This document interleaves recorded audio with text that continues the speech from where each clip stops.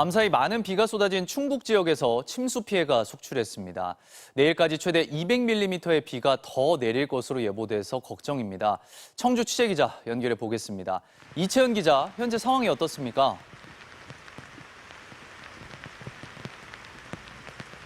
네, 밤사이 세찬 비가 쏟아졌던 이곳은 약 20분 전쯤부터 다시 빗줄기가 점차 강해지고 있습니다. 바람도 다소 강하게 불기 시작했는데요. 날이 밝아지면서 도로가 일부 드러나긴 했지만 일부 저지대는 잠겨있는 상태입니다. 제 뒤로 흐르는 무심천은 훌쩍 수위가 높아졌고요. 흙탕물이 거세게 흐르고 있습니다. 밤사이 시간당 53mm의 폭우가 쏟아지면서 충북 청주시 복대동을 비롯한 청주 시내 곳곳에서 침수 피해가 속출했습니다. 인근 하천에서는 흙탕물이 불어나면서 도로 경계로 넘치기 직전에 아슬아슬한 상태가 이어졌습니다. 어제 퇴근 시간부터 밤까지 무려 70건 가까운 피해 신고가 접수됐는데요. 충북은 청주, 진천 등 6개 시군의 호우 경보가, 나머지 5개 시군의 호우 주의보가 발효된 상태입니다. 지금까지 내린 비의 양은 제천 277mm, 청주 복대동 235, 괴산 217, 단양 212mm 등을 기록했습니다. 이곳 하상도로 전 구간도 전면 통제 중이고 바로 인근의 흥덕교 지점도 홍수주의보가 내려진 상태입니다. 무심천처럼 괴산댐 바로 아래 남한강 지류인 달천 목도교 지점도 이미 경보수위 4.5m를 훌쩍 넘겨 홍수 경보로 격상됐습니다. 충주댐도 유입량이 급격히 늘면서 수위가 135m까지 차올라 홍수기 제한 수위 약 3m를 남겨둔 상태입니다. 오늘도 또 다른 비구름대가 계속해서 유입되고 있어 충북 중북부 지역을 중심으로 내일까지 최대 200mm가 넘는 많은 비가 올 것으로 보입니다. 산사태 위기경보도 경계 단계로 격상된 가운데 이미 많은 비로 지반이 약해진 상태여서 피해가 없도록 각별한 주의가 필요합니다. 지금까지 청주 무심천에서 MBC 뉴스 이채연입니다. 연일 이어진 폭우로 도로 곳곳이 통제되면서 퇴근길도 매우 혼잡했습니다. 중부지방 집중호우로 인해 숨지거나 실종된 사람은 현재까지 18명으로 집계됐습니다. 서상현 기자입니다. 연일 이어진 수도권 폭우로 인한 인명피해는 현재까지 사망자 10명, 실종자 8명, 부상자 19명으로 집계됐습니다. 지난 8일 서울 서초구 맨홀에 빠져 실종됐던 40대 남성 1명이 숨진 채 발견되면서 사망자가 1명 늘어난 겁니다. 당시 서초구에서 실종된 나머지 3명은 현재까지 찾지 못하고 있습니다. 같은 날 서울 관악구의 반지하 주택에 빗물이 차오르면서 미처 빠져나오지 못한 일가족 3명이 숨졌습니다. 그젯밤 경기 남양주에서는 귀가 중이던 10대 여학생이 하천 급류에 휩쓸리면서 실종된 상태입니다. 이번 호우로 거주지가 파손되거나 침수된 이재민은 570세대 723명으로 서울과 경기에 집중됐습니다. 비가 서서히 잦아들면서 서울과 인천, 경기 지역의 호우특보는 해제됐지만 충청권과 경북 지역으로 옮겨갔습니다. 기상청은 오전 3시를 기해 수원과 성남, 광주, 강원도 횡성과 홍천, 평창, 강원 중부산지에 호우주의보를 발효한다고 밝혔습니다. 충청권 남부와 전북 북부에는 250mm 이상 비가 내리는 곳도 있겠습니다. 경기 남부와 전남 북부는 120mm 이상, 강원 영서 남부는 150mm 이상의 비가 예고됐습니다. 계속된 집중호우로 충북 청주시 무심천에 홍수주의보가 내려지기도 했습니다. 서울과 경기 지역에는 산사태 특보도 발령됐습니다. MBC 뉴스 서상현입니다. 최고 수준을 기록했던 미국의 소비자 물가 상승률이 7월 들어 낮아진 것으로 나타났습니다.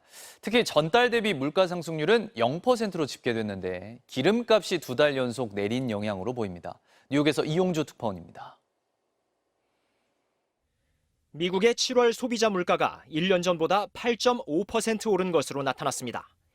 여전히 8%대로 높은 수준이긴 하지만 1981년 11월 이후 최대 상승폭이었던 6월의 9.1%에 비하면 상승세가 크게 꺾인 겁니다.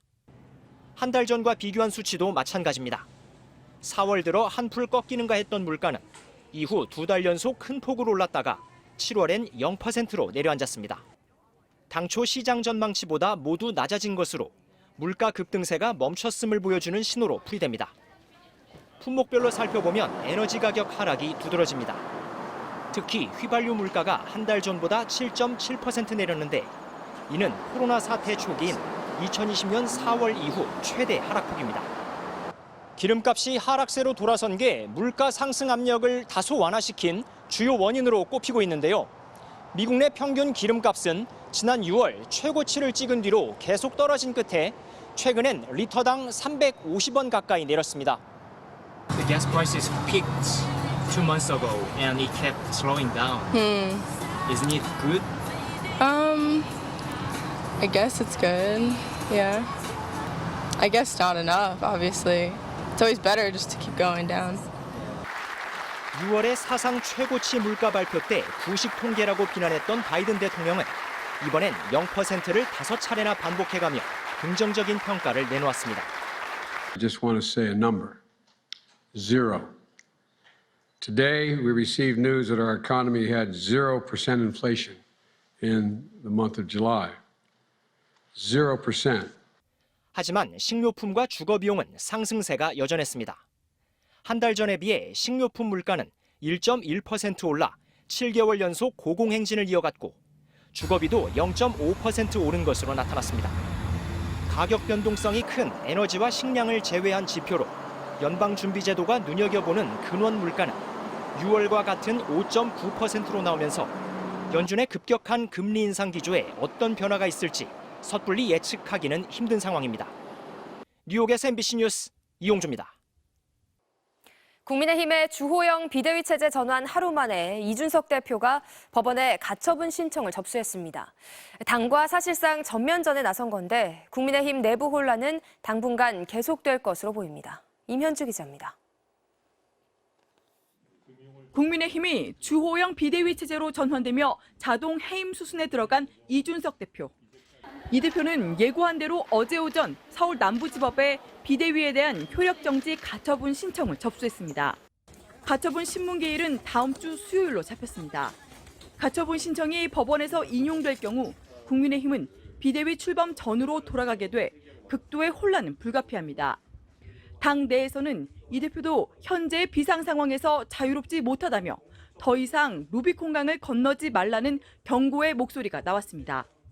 주호영 비대위원장은 법적 대응에 대한 준비는 다 돼 있다고 자신감을 보이면서도 이 대표의 소송 진행을 만류하기 위해 이른 시일 내에 만나겠다는 입장을 거듭 밝혔습니다.